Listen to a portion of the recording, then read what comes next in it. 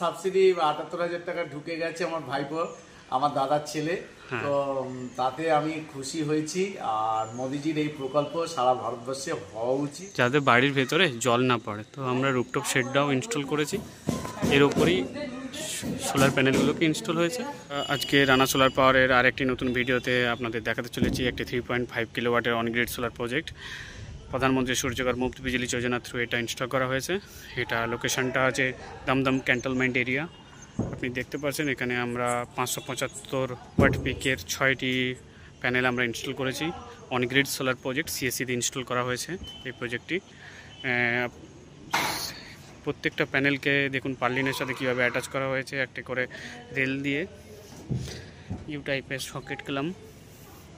প্রত্যেকটা প্যানেলের মাঝখানে গ্যাপ মেনটেন করা হয়েছে প্রপারভাবে। থেকে কীভাবে এসেছে, এখানে ইনভার্টারের কাজ এখন চলছে। এসিডিবি ডিসিডিবি ইনভার্টার আর আর্থিংয়ের কাজটা কন্টিনিউ করা হচ্ছে।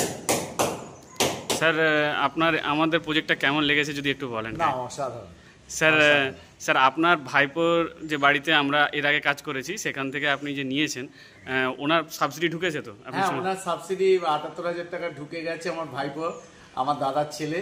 তো তাতে আমি খুশি হয়েছি। আর মোদিজির এই প্রকল্প সারা ভারতবর্ষে হওয়া উচিত। হলে কি হবে, আমরা যেটা অচিরাচরিত শক্তি সেটাকে বাঁচাতে পারবো। পেট্রোল, কয়লা এগুলো বাঁচালে দেশের উপকার, পরিবেশের উপকার, এবং এর মতো ভালো জিনিস আর হয়। আমি 40 বছর, মোটামুটি 30-40 বছর ইলেকট্রিসিটি থেকে নিশ্চিত, এমনকি গ্যাসে রান্নাবান্নার ক্ষেত্রেও এটা কাজে লাগে।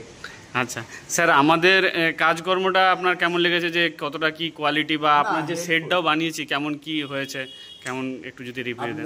শেডের কাজও খুব সুন্দর কাজ হয়েছে, আশপাশে সবাই বলেছে, আমিও বলছি ভালো হয়েছে, প্রতিবেশীরাও বলছে যে না দারুণ সুন্দর কাজ। আর সার্ভিস